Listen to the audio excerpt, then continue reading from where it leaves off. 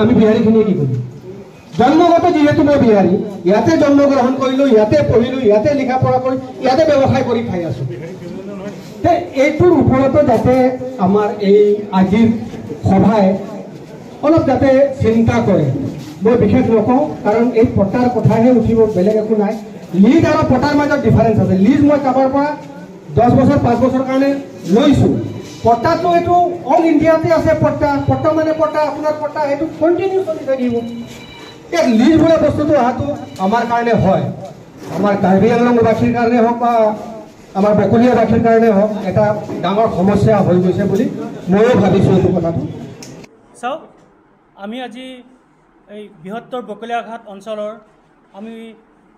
সচেতন নাগৰিকে আজি আমি এখন এই যিটো আমাৰ আজি লিষ্ট পতা যে আমাৰ বিভিন্ন আমাৰ যিবিলাক নন ট্ৰাইবেল মানুহক যিখন আমাক প্ৰেৰণ কৰিছে গতিকে এই ভিত্তিত আজি আমি ইয়াত আমাৰ বেংগলী বিহাৰী আমাৰ যিমানটা সম্প্ৰদায় আছে গতিকে এই সম্প্ৰদায়খিনিক লৈ আজি অতি কমেও আমাৰ আজি 2000 মানুহ আমাৰ গোট খাইছে গতিকে আমি তেওঁক লৈ আমি আজি আলোচনা কৰিছোঁ আৰু এই আলোচনাৰ মৰ্মে আমি এখন শক্তিশালী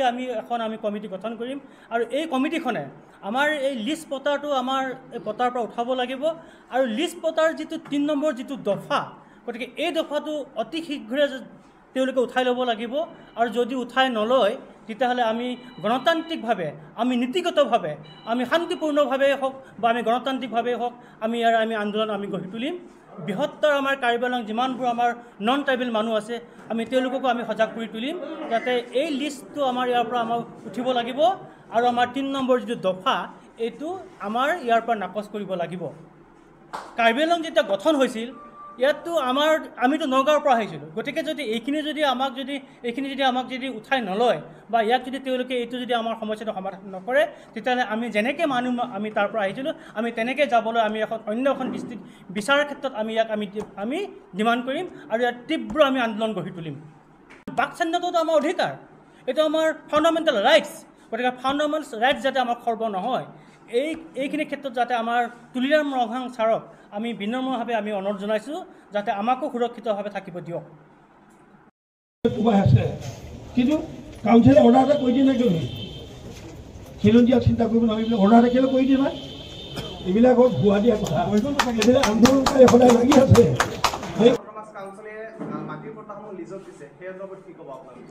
চাওক আজি বকলীয়াঘাট সচেতন সমাজে ইয়াত যেনেকুৱা আপোনাৰ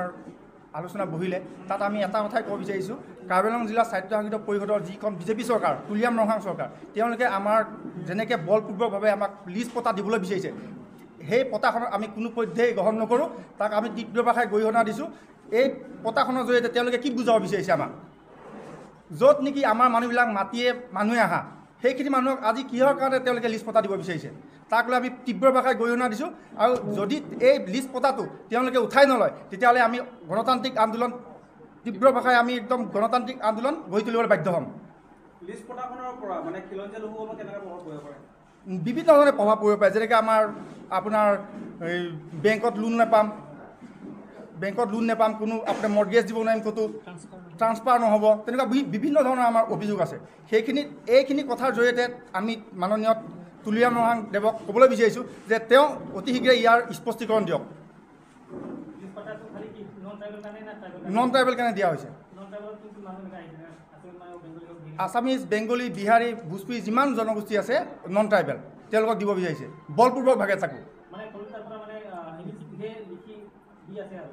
কি ক'লে হয় লিষ্ট দি আছে লিষ্ট পটা দি আছে সেইটো কোনো কাৰণত আমি গ্ৰহণ নকৰোঁ অনাগত দিনত যদি তেওঁলোকে এই লিষ্ট শব্দটো উঠাই নলয় তেতিয়াহ'লে আমি তীব্ৰ গণতান্ত্ৰিক আন্দোলন আমাৰ বকলীয়াঘাটৰ পৰা জংগী আন্দোলন আমি গঢ়ি তুলিবলৈ বাধ্য হ'ম মিটিঙলৈ আহিছোঁ এইটো কথা কাৰণে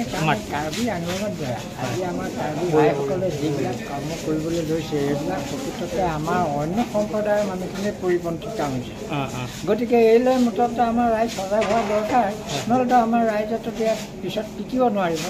গতিকে ৰাইজে এতিয়া সজাগ হ'ব লাগিব গতিকে তাৰ লগত ৰাইজৰ লগত আমিও সহযোগ কৰি দিছোঁ যে কামখিনি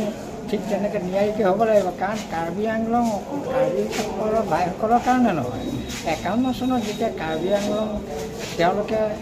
বিচাৰিছে। কাৰণ 51 চনত কাৰ্বি আংলং দিছে, তেতিয়া মুঠতে নগাঁও এটা পাৰ্ট, শিৱসাগৰ এটা পাৰ্ট কাটি কাৰ্বি আংলং, উত্তৰ কাছাৰ এটা পাৰ্ট কাটি কাৰ্বি আংলং। এইবিলাকতো আমি স্বতঃস্ফূৰ্তভাৱে জানো, কাৰণ মোৰ 36ত জন্ম ইয়াতে কাৰ্বি আংলঙতে। নহয়, আৰু মই নগাঁৱত আছিলোঁ, কিন্তু মই ইয়ালৈ আহিলোঁ মুঠতে 59ত ইয়ালৈ আহিছোঁ। গতিকে তেতিয়াৰ পৰাই অটব্য জংঘলৰ মাজত যিমানখিনি দেখিছোঁ, তেতিয়াও আমাৰ অসমীয়া মানুহ ইয়াত আছে।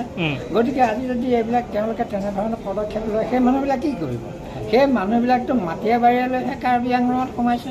গতিকে তেওঁলোকতো উদং মানুহটো অহা নাই। গতিকে তেওঁলোকৰ ইয়াত অধিকাৰ কিয় নাথাকিব? গতিকে সেই ফালৰ পৰাতো ইয়াত আমাৰ সকলো অসমীয়া মানুহৰ অধিকাৰ থাকিব লাগিব। আৰু তাৰ পৰ্যায়ক্ৰমে যেতিয়া মানুহবিলাক আহিলে, সেইবিলাক মানে আমি দেখিছোঁ যে আমাৰ বিহাৰী সম্প্ৰদায়ৰ যিবিলাক মানুহ আছে, বাঙালী সম্প্ৰদায়ৰ মানুহ যিবিলাক আছে, এইবিলাকেতো আমি দেখিছোঁ 66.5% মুঠতে চিটিজেনশ্বিপ ইয়াত পাইছে। গতিকে সেইবিলাক মানুহৰ ইয়াত অধিকাৰ সাব্যস্ত হ'ব লাগিব। গতিকে এইলৈহে আমি চাইছোঁ যে আমি ৰাইজ সজাগ হ'ব হৈছে। কাৰণ আমি মানিছোঁ আজি কাৰ্বি ভাইসকলে যিটো বিচাৰিছে সেইটো তেওঁলোকৰ প্ৰাপ্য বুলি চৰকাৰৰ ওচৰত ডিমাণ্ড কৰিছে। গতিকে আমাৰো যে অধিকাৰ আছে এইটোতো আমি চৰকাৰক দেখুৱাব লাগিব। গতিকে এই দাবীটো সাব্যস্ত কৰিবৰ কাৰণে আমি জনসাধাৰণে এইলৈ মই মিটিঙলৈ আহিছোঁ। যেতিয়ালৈকে পাৰ্লিমেণ্টত এই কথাটো নুঠিব, এই বিষয়টো নুঠিব, তেতিয়ালৈকে আলোচনা নহ'ব, কাউন্সিলতে হওক,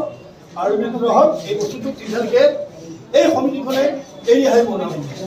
তাৰ কাৰণে সকলো ৰাইজে